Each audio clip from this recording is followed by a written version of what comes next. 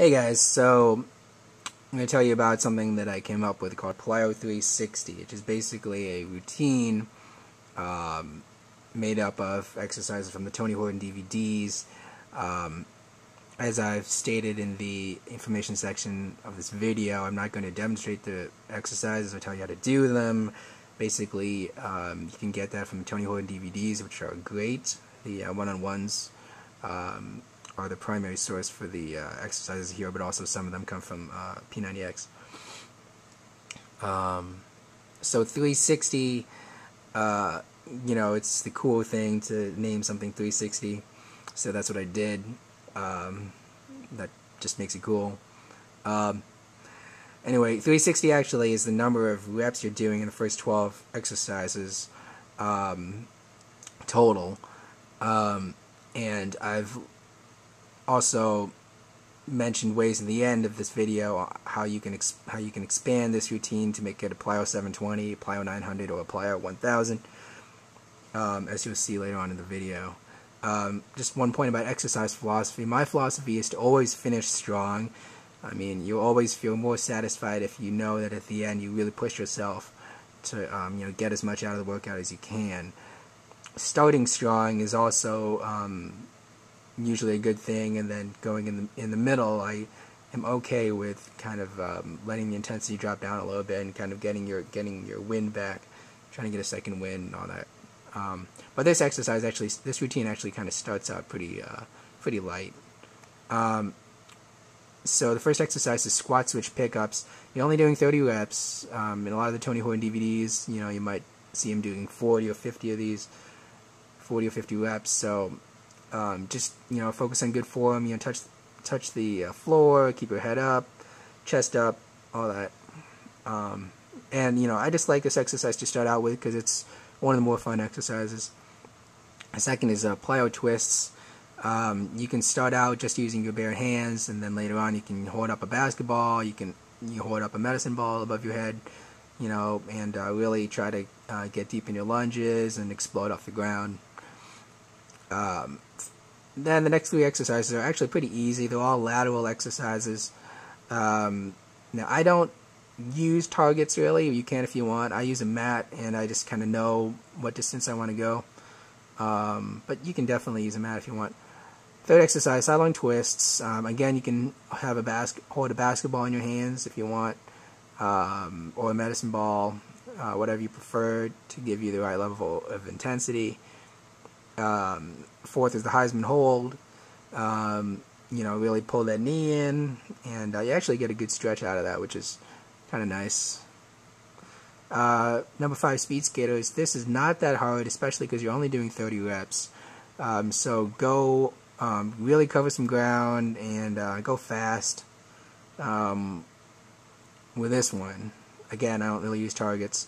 And then that's the end of the lateral part. 6 is Mary Katherines. You can hold a basketball above your head. You can hold a medicine ball above your head.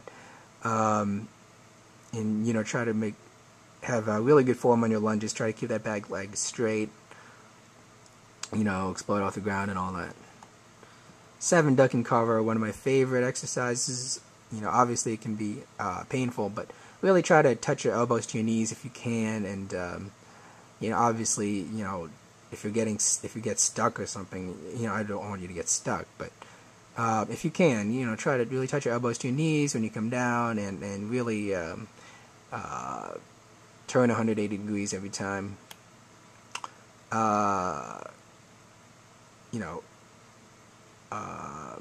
While keeping your head up and all that. Number 8, jumping side kicks. I don't find these as hard as Tony Horton apparently does, but definitely go for waist level if you can. You should be able to get to waist level at least. If you can get up to chest level, that's great. Or higher, then that's awesome. Number 9, right 180 squat switch pickups, and number 10 is left 180 squat switch pickups. These are hard, obviously. Make sure that you can see the back wall when you're when you've turned 180 degrees. That lets you know that you've actually turned 180 degrees and you haven't shortchanged yourself and not gone the whole 180 degrees. Keep your head up, keep your chest up, as usual. Number 11, this is the toughest one, floor touch jump squats. You might actually even find yourself it's okay to take mini breaks at the bottom when you have your fingers on the floor and you're, in the frog position, and it can be really tough. If there's any part of the Plyo 360 that actually will make your legs really sore, your quads sore, this is probably the one. You're doing 30 reps of these. Really try to reach up when you jump. Really reach up with your fingers. And number 12, jump knee tucks. You're only doing 30 reps of these. UML, I know he does like 40, so this is really not that hard. And that gives you 360 reps. Now, how do you make it a Plyo 720? Now, what I originally, ideally, I could come up with 12 more exercises that all involve jumping, because I definitely wanted to make sure that you're jumping in every exercise here. I know it's technically still Plyo if you're doing a lot of other exercises that don't involve jumping, but I basically wanted to involve jumping as much as possible. The way I get up to 720 is by just repeating the first 12 exercises. Now, obviously, you can do medicine ball stuff, like squat jacks and things like that that do involve jumping, and you can 30 reps is a good target for those. But I wasn't able to come up with 12 really to give you 13 through 24. So I just repeat the first 12. For me, it's not boring, but for other people, it might be, and they might want some more variety. So I definitely welcome any suggestions if somebody wants to just recommend a whole set of exercises to make up 13 through 24 in this routine. To make it a Plyo 900, you can do, this is pretty easy, 90 Wacky Jacks and 90 Egan Brothers. I know he does say like 100 Wacky Jacks in some routines and 120 Egan Brothers in the Plyo legs workout. So this is really not that hard.